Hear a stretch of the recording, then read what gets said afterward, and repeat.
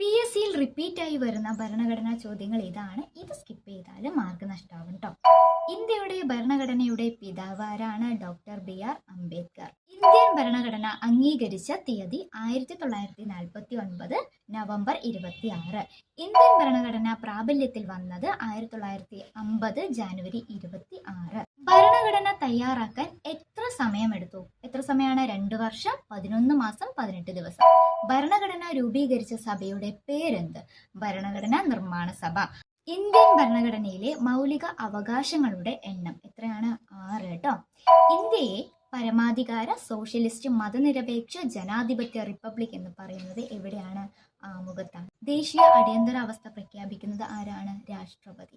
ഇന്ത്യയുടെ ആദ്യ രാഷ്ട്രപതി ആരാണ്? ഡോക്ടർ രാജേന്ദ്ര പ്രസാദ് ആണ്. ഇന്ത്യൻ ഭരണഘടന ലോകത്തിലെ ഏത് തരത്തിലുള്ള ഭരണഘടനയാണ്? ഏതാണ്? ലോകത്തിലെ ഏറ്റവും വലിയ എഴുത്തുപരമായ ഭരണഘടനയാണ്. ഇതിൽ എത്ര എണ്ണം നിങ്ങൾക്ക് ശരിയായി അറിയായിരുന്നു? കമന്റ് ചെയ്തോളൂ.